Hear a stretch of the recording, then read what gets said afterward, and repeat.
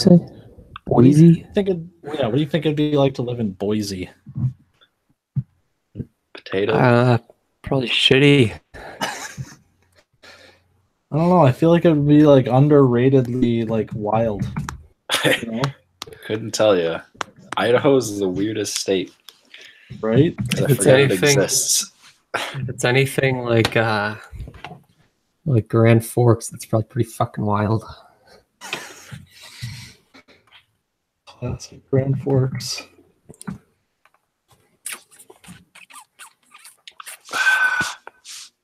Jesus Christ.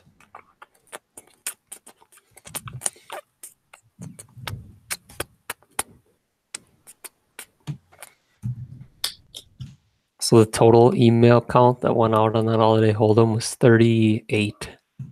Jesus. Dude, that's gonna be fucking crazy. I'm scared. Sounds terrifying. If you somehow win, you're gonna be like $600 richer. Oh my gosh.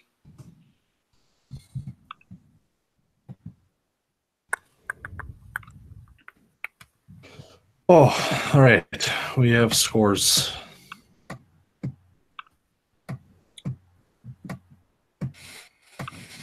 I can't. Oh, Jesus Christ. Just shoot him with your automatic weapon, you dumbass.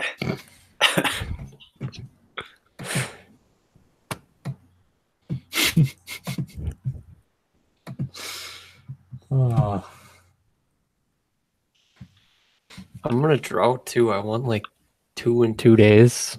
Back, remember when I first sent that I won? I haven't won since then again. I've played a lot of blackouts since then. I've been playing a lot of multiplayer. I reset. I got to second prestige something and I reset everything. Because my stats were whack from sniping and I wanted to see how good I could do normally. Mm.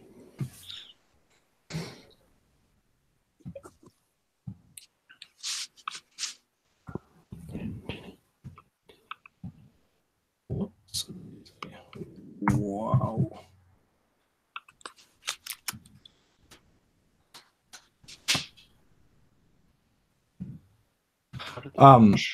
So what is your game of the week picks, since we don't actually have that? Josh, Tim. Caleb.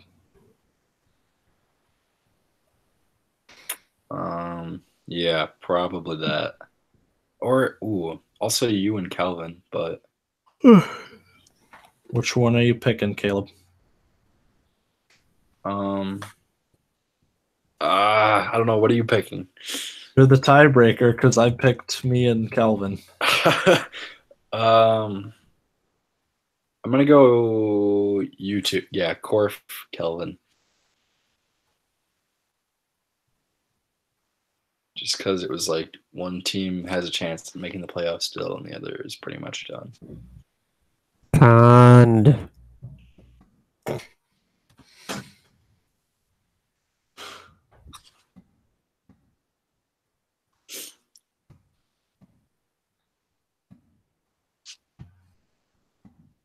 It's weird looking at it. Like now, Corf and Calvin have the same record, like in that game, and then I look at me and Dan, and it's like the same thing. Like I don't know how I'm 5-7. Feels weird. Fucking phenom. Wrong. I need to trade my best players to shake the team up. But I can't. Just gotta find the cancer and get rid of it. Who's the cancer on your team? Reuben Foster. Did you cut him? No. Well, I can't now. He signed again. Gotta stick it out. Oh, yeah. You keep sticking it out, and before I know it, the season's already over. And dude, I've already checked out on this season so hard. Who is Ardarius Taylor? He was the guy that was supposed to get stats with Levante David out. It worked one week and it did not work this week. see.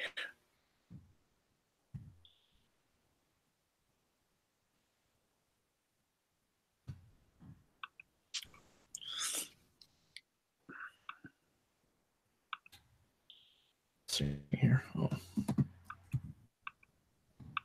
All right, let's fucking do this.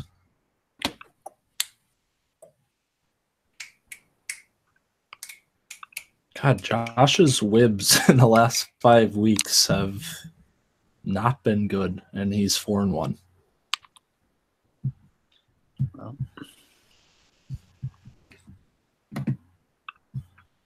Wow.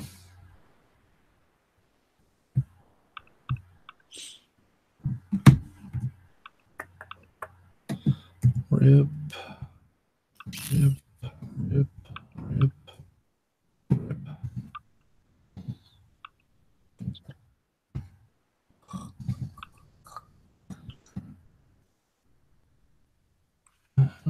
Like while podcasting to get that sour taste out of my mouth.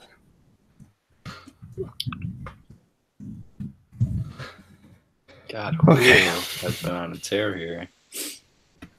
6 straight games with over 100 yards, plus 3 touchdowns. Yeah, Julio was quietly putting up, like, besides touchdowns, like one of the greatest seasons ever. Yeah, this is impressive. All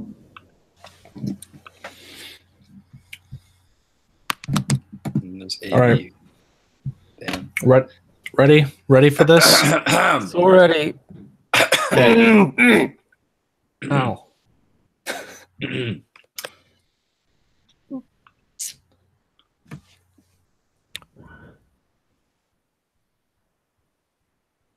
Welcome, What are we? everybody.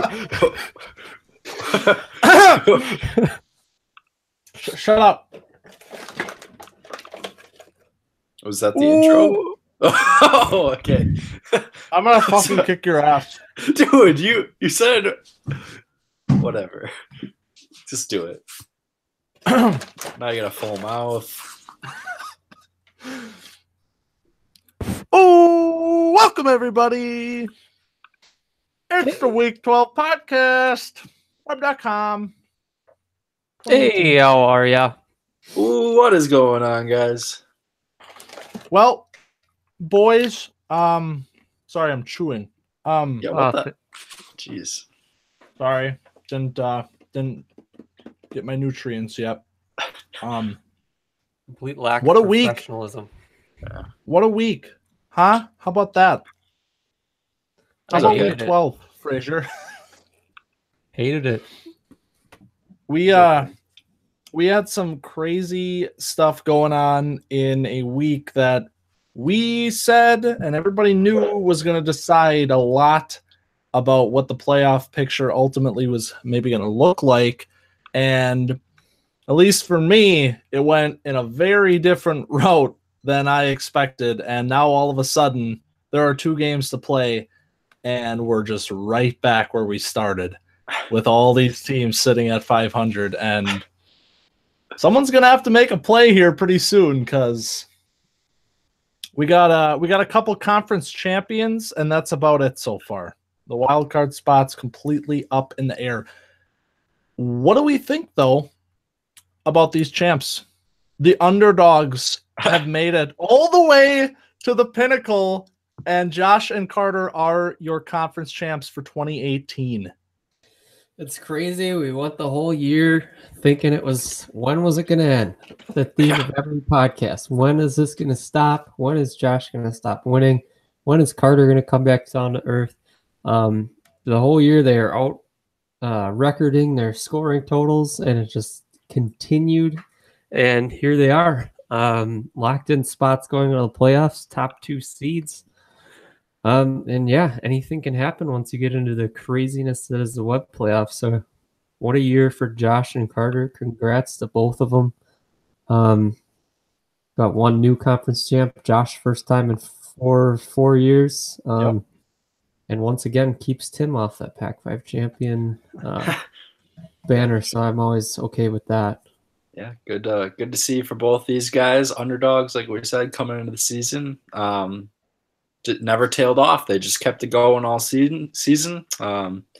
Did get a little help from the points against. Both had the least and second least amount of points against. So the scheduling definitely helped them out a bit. But I've been there before. There's nothing you can do. But yeah, altogether a good season for each of them, and we'll see what happens in the playoffs. Yeah, that's the funny thing is, obviously we talk about your season last year, Caleb, in which your team really maybe shouldn't have been there, but you made it, and that's how it goes. These two teams have a better WHIB than you had last year. You were sitting at a 3.3. Both these teams sitting right about that 4.5.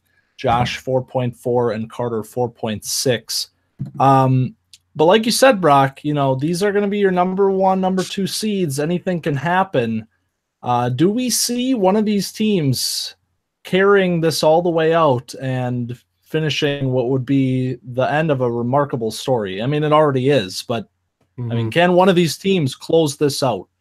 It's tough to predict right now. Gonna have to see how they finish the season here. Maybe you see one of these teams rest their starters, something like that. You never know. But yeah, it's gonna depend on how much momentum they can carry into the playoffs, on how hot the 2 wildcard teams end up are going into it. If they can go in with some momentum, but I think right now if I had to guess, I'd say one of these teams makes it into the championship game, which is pretty wild. Yeah, I'd agree with you. I think one of these guys has got to come through, if not both, to the championship game. And, the momentum is a big thing too.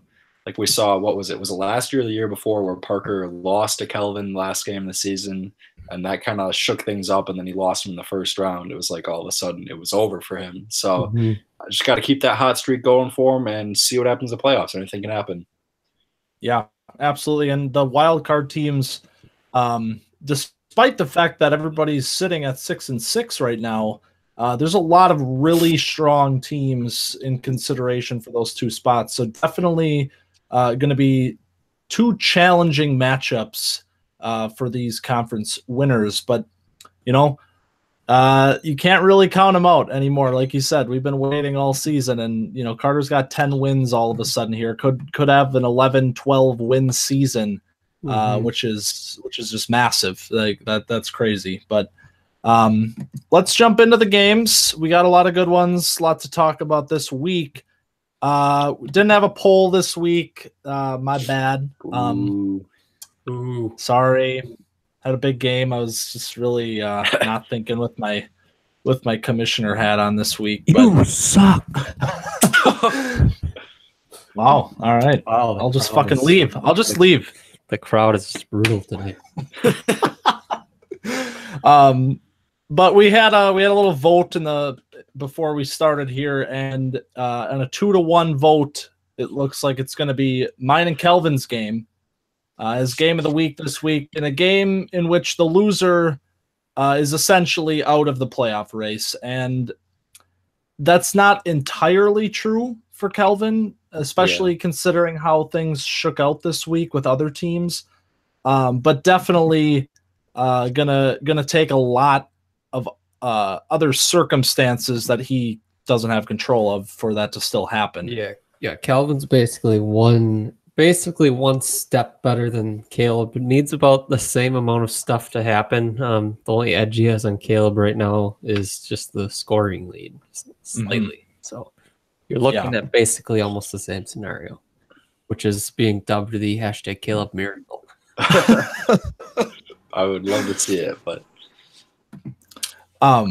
so Kelvin's team, obviously we talk about this potentially in a miracle scenario being a playoff team.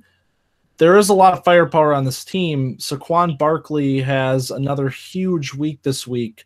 Unfortunately, in a losing effort, nothing you can really do going up against 217. But maybe just kind of looking ahead to Kelvin's 2019, if we kind of assume that this this run ends here with this loss, this is a very strong team heading into 2019. This running back combo. Who the hell knows what's going on with Le'Veon Bell? But regardless, Saquon Barkley is what we thought he was going to be. He might be the best running back in football. You could make a case, like talent-wise. I've seen enough up to this point to move him up. Well, obviously Le'Veon hasn't played, but move him above guys like Le'Veon and Zeke. I really do think he might be the best running back in all of football. I'll say it. He is. Yeah. Boom. Yeah. All right. I'm with you then. Boom. Saquon, best running back, rookie season. Boom. All right. On that team, Yeah. To have this much explosiveness, it's impressive. With Eli Manning under center and really no pass. I mean, like there's Odell, but it's Eli Manning. Like there's no passing attack. Like he's a washed up quarterback, and Saquon's still running all over the place. But yeah, and probably gonna catch. I don't know. Last time I haven't looked at his actual total reception totals, but looking at them on a week-to-week basis, it's just nuts. Like, I don't see how this isn't 100 catches this year, too, on top of it. Dang. What a rookie year. Insane. Yeah. Huge trade, and obviously it's paid massive dividends for Calvin. Could you imagine, though, Josh with Saquon right now? Like, God. we might be looking at I wonder how everything else shakes out, but I'm guessing not much differently. But yeah, powerhouse. Yeah. Yeah, and I mean that's the thing though, is like when he made that trade, you're expecting him to be what he was last season and kind of be the struggling team. And obviously that didn't happen, but I mean, to add Saquon onto that roster, I mean, just the offensive injection that could give a team that has been looking for a spark on offense all season, Josh would be having a hell of a season. Yeah. Yeah, because he's got those promising wide receivers that show up every once in a while, like your Gallaudays. He's got some veteran running backs that he can depend on, but nothing like Saquon. No. That's for sure. Yeah. But it does get Geis back next season, so true. That'll probably still be jury is definitely still out. Loaded up on picks, looking at a top 5 pick with Calvin's pick. Yeah. Flip side, my team, it's been rolling. We've been kind of up and down in terms of wins and losses, but the points have been there for 5 weeks now, averaging 187 points per game over the last 5 weeks. And this week was kind of the statement that I wanted to see and what I needed to see. A 217 week high, offense was over 140 this week. And that's without Kareem Hunt and Travis Kelce. So as one of these teams sitting at 6-6 right now, how do we feel about the money makers for these last 2 games? Scared. Of them. Scared. Okay, I was gonna say, are you scared for them or of them? I'd be pretty scared of them looking at the team right now. Yeah, I don't have to play them, and I guess it really doesn't matter to me which one Dan and Mingo makes it. I just need a Tim loss. Who would you rather play though? Would you rather play Mingo or Dan or Dan? Tim? Probably Mingo or Dan though. So. Like in a playoff game? Yeah, like if you meet them in the championship game.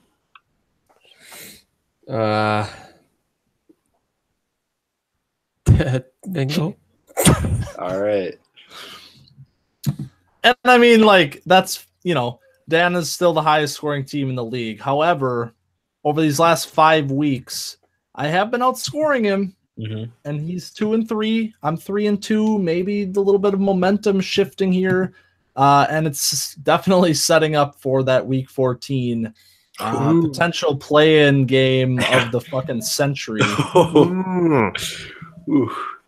So, I mean, that's horrifying because I really don't want it to come down to that. But at the same time, I'm feeling pretty confident with where the team is at right now, and hopefully we keep cooking here. We keep going to get a win against Parker next week. Defense finally I had an interception. Derwin James. Big play. That was different. Good to see. Yeah, JJ Watt had a big game. Watt's doing things. Number 2 scoring defensive end. Damn. Turn down for what? Oh no.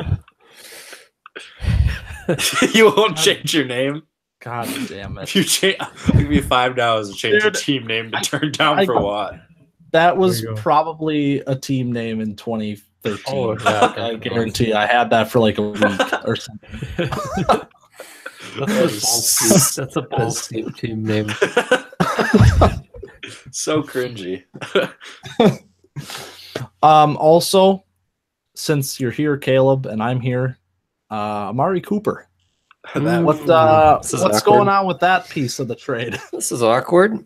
Okay. Oh, people are saying like that he was a throw-in in this. Throw-in. No, he was for Corey Davis, so he wasn't a throw-in.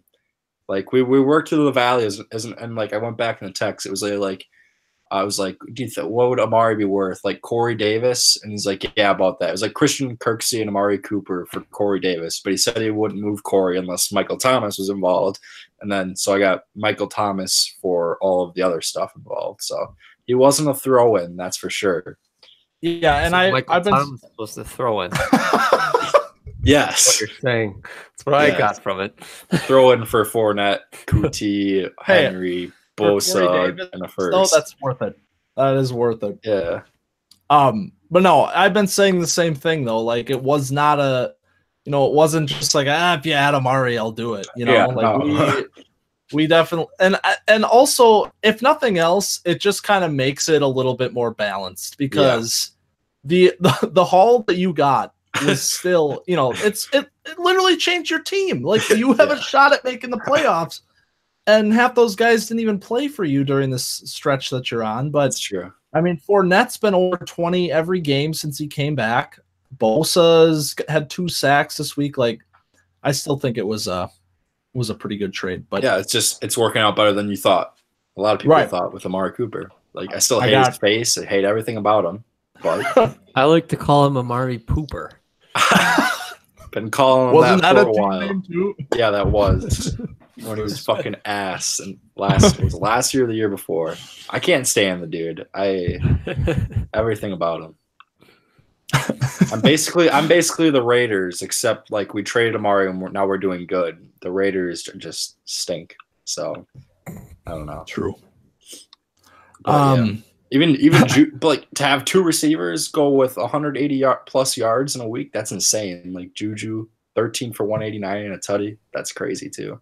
Yeah, Juju is low key having a huge season in terms of yardage as well. Like he's been over 100 yards in like most of the games. But so I'm at 5.3 in the WIB department. That is second in the league. The first WIB team is obviously still Dan, and we just mentioned that he's, over these last 5 weeks, it's been not quite as dominating for Dan. But going into this week, he's playing a 4-7 team in a game in which if he wins, he's putting himself in a great position moving into these last 2 weeks. And he ran into this new and improved Dark Brotherhood roster and just couldn't keep up. Nope. It was, it's been a weird year. The second half surge since the trade has been nice. Like, I was aiming for that number 1 pick, and now I was like fighting with myself. Like, I don't want to win, so I get a higher pick, but it's like, it's Dan, and I can really shake things up. And I found myself rooting to try and pull it out. And, this team, even with Kerryon Johnson out and Marvin Jones out, we still find a way. Leonard Fournette, big day, till he punched a guy and could be suspended for a game. I had 4 guys actually that didn't finish games this week. Josh Bynes went to IR. Dante Jackson was hurt in the first, and QT also got hurt. So like to even put up this point total with dudes that weren't playing was pretty wild. And I don't know. I just love seeing the production from Mixon and Fournette. Corey Davis, another nice week, and DJ Moore is really emerging for the Panthers. So really happy with the team this week. Yeah, it's definitely a really exciting young team. And you already had the nucleus kind of building. Fournette and Corey Davis, just the cherries on top, honestly. And 174 this week. You're 4-1 in your last 5 games, and that is since that trade. Yeah, I'm telling you, Amari Cooper just. So, yeah, definitely an exciting team. If the hashtag Caleb Miracle doesn't happen this season, I kind of hope it doesn't happen, because it would just be a lot of angry folks out there, and the hashtag fuck Caleb would. I need it. I haven't been getting a lot of joy out of this year, and this sounds like something that would bring me great joy, just because it would make him so mad. All right. Well, okay. In that case, hashtag Caleb Miracle. It's not as crazy as it sounds. What do I need to happen? I need. Should we run through it? Yeah, run through it. So it's basically the same for me and Kelvin, right? Or sort of. So Calvin is basically the same, but a little bit different because you play different people. Caleb, week 13 needs to beat Tim. Okay. Josh needs to beat myself. Right. Calvin needs to beat Dan. Mm-hmm. Parker needs to beat Korf. The one caveat on those last two is one of those. Like either Korf or Dan could win, but then that team also needs to win the Dan Mingo matchup week 14. So then you would I can't have one or the other. Yeah. So you're best off just having both these teams lose week 13. Okay. Moving on to week 14, Caleb needs to beat Tim. Or no, me. Caleb needs to beat me. Parker needs to beat Tim. Carter needs to beat Kelvin because Kelvin had just beat Dan last week and is also still tied with Caleb. Assuming points totals stay the same, Calvin is ahead of Caleb, so you would need Carter to beat Kelvin. Okay. And then Mingo and Dan would play each other. The winner of that game would move to 7-7 and be the first wild card. The loser of that game would go to 6-8, which is less than what Caleb would be at 7-7. Caleb moves into the second wild card, wins this wild first round game, wins the second one game. We have the most improbable championship of all time. From 1-6. I cannot imagine that actually happening. For not only would Caleb be in, but Tim would not be. And also Dan would potentially not be. So you'd have the top 2 scoring teams if things hold as they are now, missing the playoffs, and Caleb would be in again for the second year in a row. To a team that was 1-6. Yeah. With no hope of I literally traded away everyone. 6 teams. Like not the 1-6 team, like Dan's 1-6 team. Like a 1-6 team where I was like, all right, I can see why this team's 1-6. Yeah. That would be absolutely insane. Dan, oh my God. I mean, he didn't have the Chiefs this week. And we talked about it last week where this offense was looking kind of vulnerable around those 2 players. But obviously they had almost 70 points combined last week. And other than that, there wasn't a whole lot on his offense. Mm-hmm. Take them out of the lineup for this 1 week. Obviously, he's going to have them in the final 2 games, but this is a 70-point offensive performance. He kind of mentioned that he might flirt with his lowest offensive total ever again, and he sort of did. 10 points difference there, but yeah. I mean, what do we think? The last 5 weeks, he's kind of fallen off a little bit, but he's still the number 1 scoring team, still the number 1 WIB team, and he's definitely still has a very dangerous team. Yeah, still dangerous. Definitely turning into a kind of an up and down team.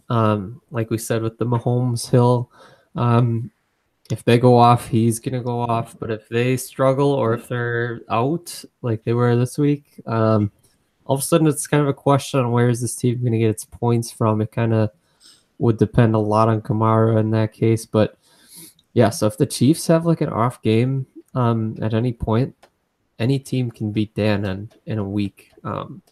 So that's kind of what's going to happen with his playoff hopes is he could just run a train on the league and just drop like 190 per game the rest of the way and just win the championship easily, or all of a sudden he just has one off Chiefs week and Kamara doesn't save him and he's out.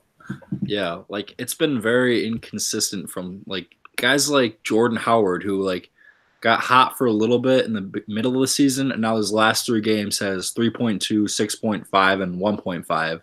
So that's kind of hurting him there. And like AP, you don't really know what you're getting week to week.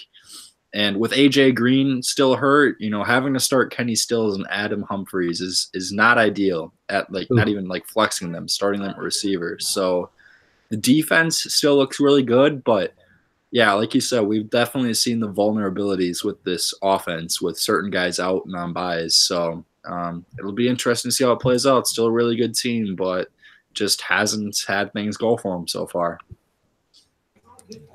Yeah, and I mean, this has obviously been, he won the title in 2013, and he's been in the postseason ever since then, 4 years. Just hasn't really been able to capitalize on what have been some really, really strong teams. And this season, he still has one of those teams, but it's another case of if he gets into the playoffs, is he going to be able to kind of, get this monkey off of his back and close things out? And I mean, that'll be something we can talk about in a couple weeks if he does in fact find himself in a postseason position. But it's definitely one of those things where I know it's frustrating for him to see these types of results and not really have any type of security. So yeah, the defense was down again, or was up again this week after being down for a couple weeks. But yeah, like you said, Kamara didn't save him this week. Frazier, who I would hate if you skipped mine. Are we gonna get a Mingo type thing about your team? Or No, because I'm not that angry. I'm Okay. not really angry. I'm just sad. Ooh, jeez. Which is worse. Yeah. At least Mingo's had a passion with it. Once you get past the anger and move into the sadness, that's when you know God. that it's just like real bad. Because the worst part of it is the rest of the games went about as good as I could have pictured them going into it, and all I had to do was beat Dave. And honestly, no matter what my team would have done this week, I wouldn't have beat Dave somehow. So that makes me feel a little better, but not much. Yeah. And I mean, this is Caleb. What the hell are you doing over there? Sorry. I thought I heard the fire alarm going off. What? No. I was just grabbing a beverage. Is that a Natty Light? Yes, sir. Jesus Christ, Caleb. Sponsor this week. Oh. Get out of here. Fun fact. It's almost as bad as Hams. First Natty Light I had in my life, I chugged, and immediately when I got done, I was like, that tasted like apples. It just did, and now I've never tasted that same taste since. It was weird. What the heck? Why would you chug it the first time you try it? Because I had never had it, and I was all of a sudden given to me in a drinking game, so that's why. All right. Nice. All right. Well, yeah. This week's show brought to you by Natty Light. Natter days are for the boys. Shut up. Okay. Frazier. Yeah. Where were we? Yeah. So Dave. Obviously, like you just said, there's nothing you really could have done this week. This was one of the more ridiculous things I can remember happening. I mean, this is Dave's highest scoring week ever in a season in which he's probably going to pick first overall. And it's just you called it a trap game, and I mean, even with that in mind, this was ridiculous. I believe when I called it a trap game, I described it as me maybe putting up like a 150 and Dave sneaking out like a 155. Right. Exactly. Like not a 215 to I didn't expect a 100-point blowout. Yeah. Freaking crazy. Before this week, Dave's highest score this season was 166. This is just one of those things where it's like, how does this even happen? But this is kind of what we've been talking about. Not quite to this extent, but you see this core that Dave is kind of building here. And all of a sudden you have 1 week where all of these guys do their things. McCaffrey, 30 points. Michelle, 24 points. Thielen has another big game. Yeah, nothing like playing the Packers to get Thielen out of his slump. Yeah, really. But yeah, I don't know. This is I mean, I can't believe it. Like, this is unbelievable. Even the defense, 71 points from Dave's defense, from the worst scoring defense in the league. Dang. Yeah. So Second straight week where pretty much my week has been over on Thursday. So really haven't even gotten to enjoy fantasy football or any competition at all for 2 weeks now. 2 straight 200-point games against me. Dave's worst defense. All of a sudden, DeMarcus Lawrence has a pick. Preston Smith has 2 sacks. And He had 3 picks on the defense. That's crazy. yeah. 3 picks, a forced fumble, 2 sacks. I don't know, man. Right. Even like Julian Edelman, low-key been on a nice little stretch here since he's like 5 of his last 6 game, double-digit game. Like, that's good to see for him, I guess. I don't know. Like, it's weird because like both these guys, like, how old is Edelman? He's got to be like, He's old. yeah, like him and Thielen are like a little bit older, but like they're contributing right now. He's just gonna have to hope that can continue till next year, considering he didn't sell. So yeah. On Frazier's side of things, obviously, it hurts losing out on the Pac-5 as a 4-time reigning champion. However, as bad as the last 2 weeks have been, you're still in it. Obviously 6-6 here, you can still secure a spot in the postseason as the 2-time defending champ. But these last 2 weeks, week low this week, 122. Gonna have to see a quick turnaround against the Pac-5 champ here coming up. I'm looking at this defensive output this week, and it's not great. I don't know, not a big math guy, but that doesn't look like a lot of points. 47 was tied for worst of the season. Yeah, so that's a lot. A lot of that game has to do with that. But outside of that, like Marquez Valdes-Scantling, after having that little nice stretch he had, just has not even gotten targets from Rodgers. And Yeah, when that coincided with, and then all of a sudden that stopped when I started starting them. I literally had no other options either these last couple of weeks. I guess I could have went Mike Williams, but what are the odds of him? He's basically touchdown or bust. And kicker curse alive and well. Kicker curse is back. Linebacking core, which once looked strong going into the year, is just in shambles. We're starting Darius Taylor. James Brown also started, picked him up just 2 weeks ago. 2 people I've never heard of.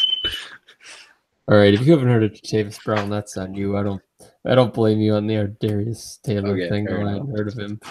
Whoa, just slow down, buddy. It's okay. It's okay. Oh my God, what the hell? best. Now what are you doing? What? Get your fucking head in the game. What is going on here? Are you talking to me? You're gonna Oh, Riley, say hello to the web faithful. Future web owner? Question mark? Question mark? Dot. Question mark. He brought me a peanut butter ball. Look at his fat face shoving that peanut butter ball down his throat. Oh God! So is this made by your grandma? Your mom? You fucker. Almost what? Oh. Family friendly. Okay. Well, this week's podcast is also brought to you by Riley's mom, Vicky, You have to eat it now, though. who makes great peanut butter balls. Hey. All right. Back to business. I don't remember what we were talking about. Oh yeah, Frazier. Talking about how my team needs one of those 220 showings, about as bad as it's ever needed one this week. Yeah, to make it feel real good. I mean, you didn't have Gurley this week, so obviously that was a major blow to the lineup. So, bounce back from this week low. Still have the number 3 scoring defense in the league, so the 47, a little bit of an anomaly there as well. So, definitely still alive here. But yeah, going up against Josh this week in what's going to be a huge statement opportunity for your team.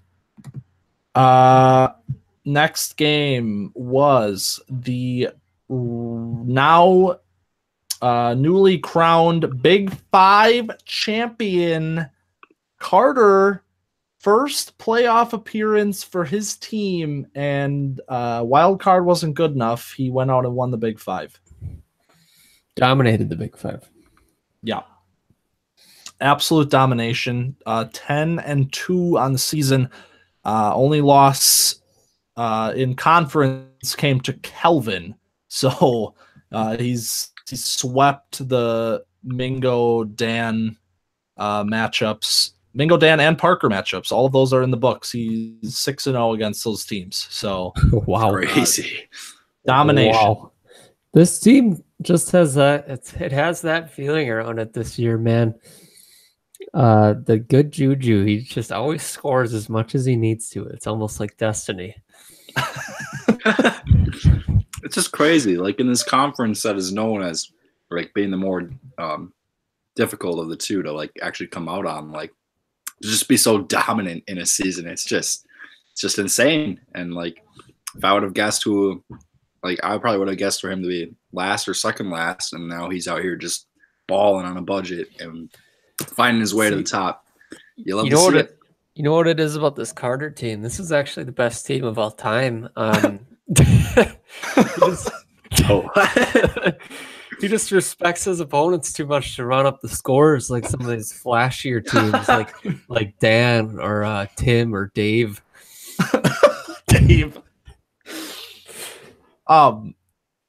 Okay, so I actually didn't realize this before, but with my 217 this week, I've taken the second spot in scoring, which means that there are 2 teams in the league scoring 170 or more points per game this year. Both of those teams are me and Dan. Carter is averaging 157 points per game and is 4-0 against those teams. This, like you just said, destiny, like it feels like there's something attached to this team this season. And we talked about Josh actually maybe being the stronger of these 2 teams, like at the middle point of the season. And since then, like over these last 5 weeks, Carter is 5-0, averaging 163.8 points per game, where Josh is just still around 160. So Carter's actually kind of become a little bit like more of the scarier team, and obviously David Johnson plays a part in that. But yeah, I'm interested. What do you guys think? Would you rather play going into the first round, Carter or Josh? Oh, that is a fire alarm. I told you. I'd rather play Josh because hang on. Wait. Oh my god. Does he have to leave or is that just in his room? Oh, that's coming from his. Oh shoot. Someone's gonna take over hosting duties. Let me try.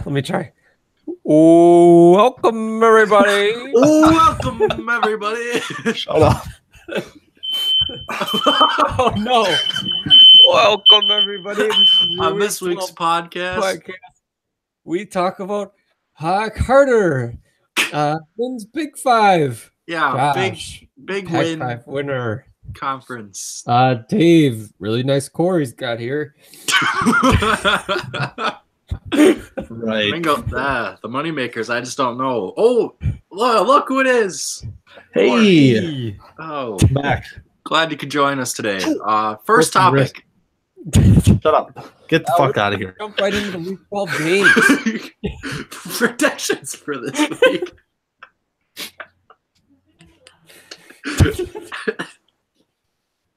Man, we would run this podcast so good.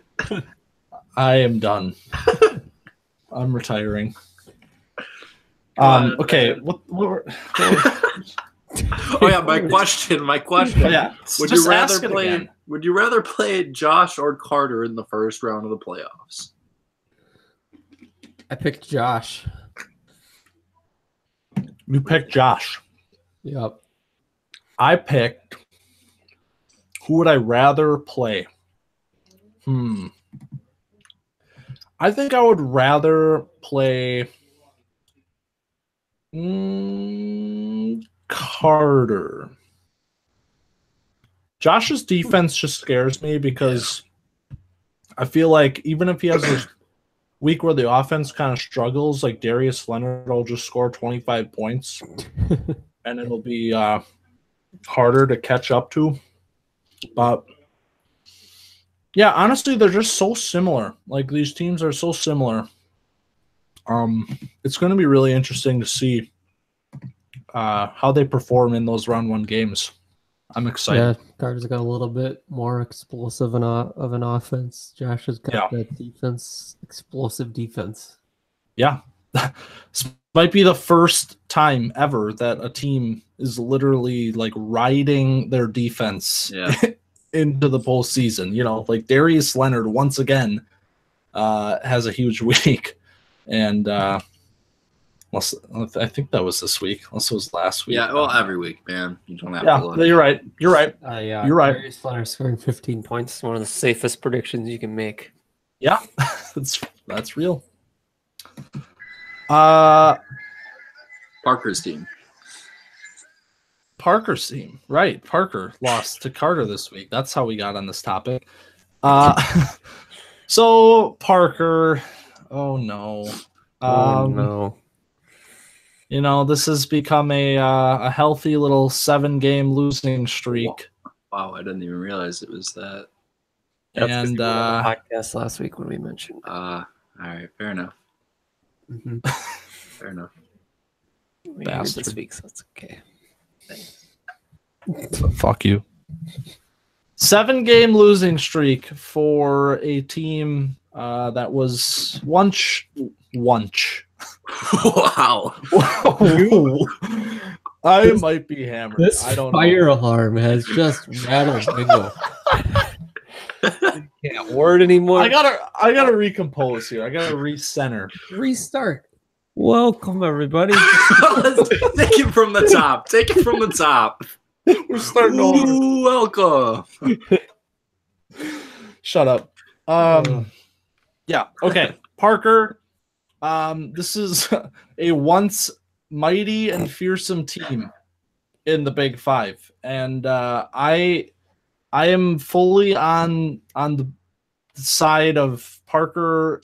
This team needs to be reassembled because there's wide receivers and just a lot of weird things happening outside of that. What do you guys think? Wait, you cut out a little bit there. Did you say completely reassembled? Not completely, but around this receiving core, I feel like it's in desperate need of some type of change. I disagree. I think going into next year, looking at this team, got that receiver core which he can build around for years to come and always go into a year feeling like anything can happen. And this Chubb and Breida, it's a nice little combo here. Obviously doesn't have his first round pick this year, but he does have a first round pick, Tariq Cohen. So I kind of like what he's got assembled. Like he's not going to be this perennial contender anymore, but definitely a team I could see making a playoff run as early as next year again. Yeah, I don't know. With this team, it's weird. Like you see that receiving core, and it's like, oh yeah. And you see Nick Chubb, and it's like, that's nice. And then like Matt Breida, you don't know with like Jerick McKinnon coming back what's going to go on there. The tight end position, is Delaney Walker going to come back and still be good? That's a question mark. I don't know. And then the defense, I don't know what. Mingo, do you have the stats on what his defense is doing this year? Because I'm looking at it this week, and it's looking like a copycat of Frazier's. Yeah, I mean, this is a team that obviously led the league in defensive scoring the last 2 seasons and is currently sitting at 9th in defensive scoring. So it's been a pretty I don't really know where that type of drop off came from, but it's been a very significant different look of the defense this season. Plus, next year he has Gus the Bus. That Dude, screw Gus the Bus. Thank you. yeah, I just hate his name. Honestly, that's all it is. Yeah. No, obviously this is still a good team overall, but I just think in a league in which, everybody is really close, and you really kind of have some of these elite rosters that we have right now. I don't really see where this team can make a huge statement. And maybe I'm underestimating Matt Breida and some of these other younger pieces that he has. But yeah, I don't know. It's going to be interesting to see what next season looks like. Obviously, the 7-game losing streak, little bit of an anomaly, being that he's still scoring pretty decently over that stretch, 155 points per game with a 170 and a 168 sprinkled in there. So maybe just a quick little off year here and he jumps back in, but we'll see. Is that it? Is that week 12? Sir, do we do Josh actually? Did we not do Josh and Tim? Oh, for Christ! This is like the other game of the week, maybe. Yeah. Okay. Yeah. Well, let's end it with the other potential game of the week in the Pac-5, and this was a game. Tim's coming off of back-to-back 200-point games. He got the stat correction to bump him up in week 11, and this is kind of what we were a little bit afraid of with this Tim team. This last 6 weeks, he's been in the 130s 4 out of those 6 weeks and over 200 points in the other 2. Mm-hmm. What is this team? Like, what is this? I don't know, man. It's kind of similar to Dan's a little bit. We're just going to pop off one week and then all of a sudden struggle in it. Honestly, when it struggles more than Dan's team struggles, actually. And now all of a sudden we're down a top 5 running back on the year, Melvin Gordon, for what could maybe be all of the playoffs, all the fantasy playoffs. So all of a sudden Peyton Barber is in this team's starting lineup in a team that's trying to make a playoff run. Yeah. Weird times for Tim. Like every year the running joke is like, well, it's like he has a good team every year, and it's like, all right, he's got to make the playoffs this year. And then there's always just a wrench in something every year that just trips him up before he can actually do it. And here we go again. Like, this is a classic Tim week at the end of the year. And now Melvin Gordon's out, and he's in trouble. I'll say it. Yeah, I keep saying things like that. I saw you smiling over there. I was like, oh, Frazier is eating this up. Oh, the only thing I like better than me doing good is Tim doing not just doing bad, but doing really good and then choking. Oh boy. Like, this is, like you just said, this classic Tim. Last season, week 12, posts 120.9 after coming off of a 5-1 stretch over the previous 5 weeks. 120.9, loses the last 2 games after that. And now you're talking about a team that just lost Melvin Gordon, who, by the way, even though this wouldn't have made the ultimate difference in the game, considered starting Gordon, decided to go against that, and then Gordon ended up playing and having 2 touchdowns. But anyway, that was just funny because of how much he was freaking talking about that all of Saturday. But yeah, no, this is all of a sudden, this could be a complete repeat of last season's collapse that started in week 12. And he's got he's got Caleb. He's got this new look Caleb team that's all of a sudden really scary to go up against this week. And then he's going to close things out with Parker, which is, always what are you going to get with that team? Could be a lot.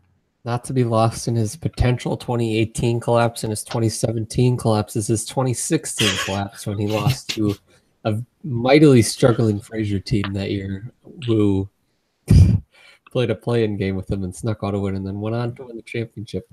Oh my god. 4-1, 4-1 from weeks 9 to 13, and then lost to you in week 14. Oh, you can't write it. You can't write it any better than this. Wow. Yeah, I would have bet money that this was the year, and it still Yes, might be, but this is his best team he's had, and he's still gonna find a way to not make it. yeah, this is gonna be nuts. Oh, This he's is gonna hate this podcast. Best part is very late into it, so he's not gonna be able to stop listening. Yeah. Yeah, so for Josh, I mean, we've been talking about Josh this entire time, obviously, but just to kind of put the exclamation point on it, this is a team that's currently in the middle of a 7-1 stretch, and now closes out his second Pac-5 championship, the only other Pac-5 champion besides you, Frazier. So yeah, I mean, I think we've said pretty much all we need to say about Josh's team, but anything you want to add before we jump into the lightning round? No, I don't think we've ever covered a team better without getting to their game yet than we did with Josh. That was kept coming up. A couple just how he made this offense came to be, like in-season trades for Gronk, who had his first game, scored a touchdown, looked good. Tyler Boyd had a good game, so in-season trades, and James White. So well, he didn't have a good week, but like in-season trades have made an impact, and like the off-season trade of Lamar Miller and Kenny Galladay an off-season trade too with Dan. Yeah. Mm-hmm. So like this entire offense, Marlon Mack, that was from me. Like this, literally the entire offense was built through trades outside of Golden Tate and Lamar Jackson, who was in the draft. So like the offense obviously hasn't been the best. It's been his defense, but he's a lot better off than he would be if he had not made those trades to acquire those players. Yeah, we talked about that a couple weeks with some of these trades that really weren't super high profile. And now it's like you said, across his entire offense, you see these guys that have only been on his roster for, less than a year. And it's pretty remarkable how all of those guys have been able to produce for him this season. Like Lamar Miller has a huge game last night, seals the victory over Tim. This wide receiver core headed by Galladay, who we acquired. And then even Lamar Jackson, didn't have a superb game from a quarterbacking sense, but 20-point fantasy week. This could be a guy that's going to be starting for him moving forward. You're already seeing the flashes of what he could do in terms of points. So that's good as a rookie. That's good to see. Yeah. This is also, I know we like to kind of not rip on Josh, but mention that he traded Saquon Barkley. But with all the moves he made this year, you just never know, because trading Saquon kind of gave him the ammo to make some of those trades. So you just never know. Does trading or not trading Saquon, does he keep his old team around Saquon that underperformed and just end up kind of in Calvin's situation this year a little bit? So you just never know. Yeah, that's a good point. And, he's going to add Darius Geis, like we said, into this new running back core of James White, Marlon Mack, Lamar Miller. So, it's a pretty if Geis, turns out to be what people thought he was going to be, that's a pretty strong, young group of running backs. But all right. Week 13. We got some. Do we have any clinching situations this week, or is this going to come down to the buzzer? I guess I didn't check, but I'm assuming if Dan were to win and the rest of us lose, Dan would be in, because I'm assuming none of us could catch him in scoring.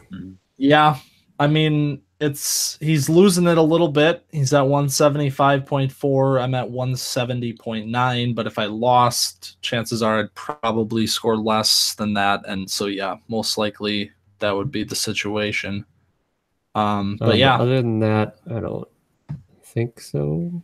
Yeah, 6-6. This is gonna come down to week 14 drama like we've maybe never seen. This is 2014 was probably like this, but this is gonna be nuts.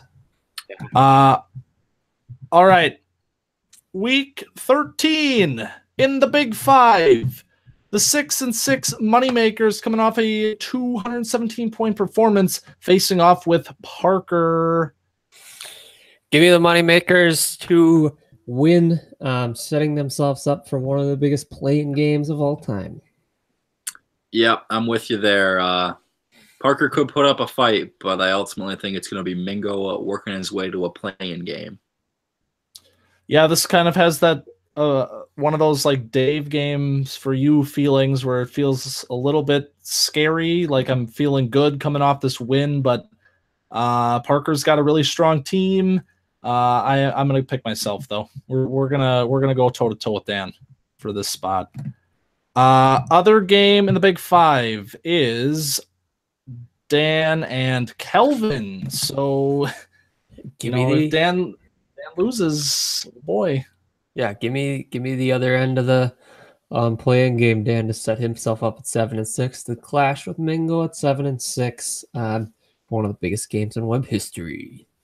Yeah, this is an interesting game because I feel like Kelvin could definitely sneak this out. If AJ Green comes back, that'd be big for God. I see Tim. Please change your name. I see Tim's biggest rival every time, and I see Tim's face every time. I want to make a petition, if you will, or just an uproar. It's completely civilized to just chaos. To get Dan to change this damn team name. Yeah, this is the worst team name in the history of web. I'm with you. Saying it. I'm with you. Give me Country Road, Take Mahomes, or give me anything. But this, but to my pick, boy, I'm gonna go upset. I'm taking Calvin to spoil Dan's day. This is still a good team that Calvin's rocking over here, so that's my pick. Yeah, definitely a really good team. Calvin, Dan's gonna have a challenge here. Calvin would have beaten him this week, but with the Chiefs coming back, Dan too strong. I'm going to set up that big game in week 14. I'm going down. All right. In the Pac-5, Frazier meeting up with the new Pac-5 champ, Josh. A changing of the guard game. Fun fact, I'm 11-0 against Josh. You're goddamn right you are. That's a fun You've fact. never beaten me. It would be a fitting time to do so, but it's not going to happen. I'm going to win. I don't know if you guys are looking at the preview, but there are a lot of check marks on Frazier's side. Like maybe the most I've ever seen. Like this is just impressive how many check marks are. And I'm a big check mark guy, so big matchup guy. Yeah, love the match. This is. I'm taking Frazier. Give him to me. Yep, he's got the history on his side, 11-0 all time, and I don't think this team's going down without a fight. Give me Frazier to go to 7-6. So the Pac-5 champion doesn't get one single vote for him. Where's the respect? No respect. All right, second game in the Pac-5 then. Tim and Caleb, in which is a game that Tim may be on suicide watch for. Give me Caleb. Oh, God. This is tough because I don't want to end a man's life. And a lot of it comes down to so Fournette suspended. Really hope that appeal process. That's a big deal. And then Kerryon is questionable. So that's like a 40-point swing right there. So it's kind of a big deal if those guys play. If not, I don't know. My team just finds a way to win. So we're going to ride that and crush all of Tim's hopes and dreams. Caleb Miracle. Oh, yeah, that too. We just need a few things to go our way, and we're in the playoffs. Few things. Just a couple. If Fournette's never know out, what can happen. that's obviously huge. But also Tim just lost Melvin Gordon, so he's down a guy. You're down a guy. What are we gonna see? I've gone in favor of all of these 6-6 teams so far, and something's got to give. Oh boy. Really like this Caleb team right now. I'm picking Caleb. Oh no, if Tim is sticking around to this point, it's been a terrible ride for him. He's gonna be on suicide watch just from this show. Seriously. And finally, sorry, Caleb. I was gonna say we're gonna probably need like updates from the nude house. Make sure Dan and Dan and For Dave sure. are. Yeah, we need to text Dan. Like, Hey, make how's sure Tim when doing? listen to the podcast, you just kind of like watch him. Don't let him get near anything sharp. All right. Interconference game of the week. Doesn't really mean a whole lot. It's Carter and Dave. Oh, Give me Carter on his run to one of the best records of web history. Go to 11-2. yeah, you can't pick against this guy anymore. Give me Carter. Yep. Dave coming off his best week ever. I smell a little bit of regression. I'm going to go with Carter. And that's Alrighty. week 13. Look at us go. What an exciting week, and what an exciting week to come. God, I was really down in the dumps, but this rapid fire just re-energized me. Got me back in my game. Every love week it. is a new week. I love it. Positivity only. At 4, 6, and 6 teams, Josh came out with those playoff odds a couple weeks ago or whatever, and like I was feeling pretty shitty, honestly, about my season. And now it's just like it doesn't even matter. Like anybody can do this. Frazier, you could go 2-0, and all of a sudden it doesn't even matter. This little stretch that you're in. It's wide open, 2-game season.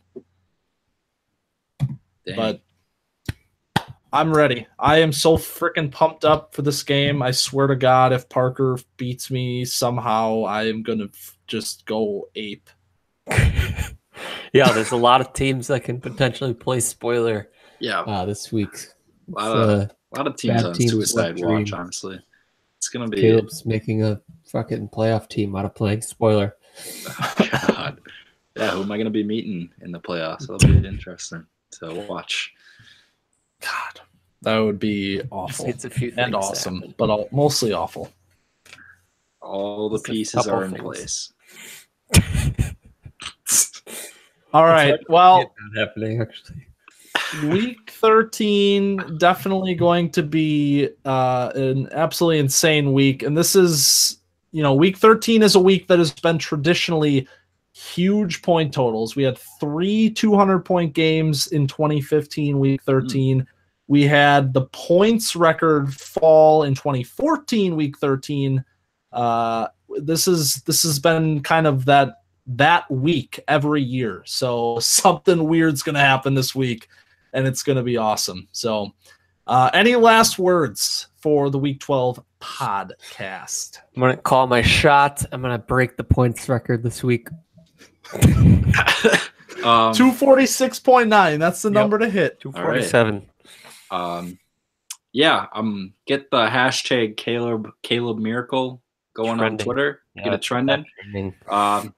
I will see you guys next week when all of my pieces fall into place, and then the week after when everything goes according to plan. So I can't wait to see what the playoff predictions are. All we gotta do is keep these buzzwords going. Everything, all the pieces fall into place. I love Everything saying going to plan.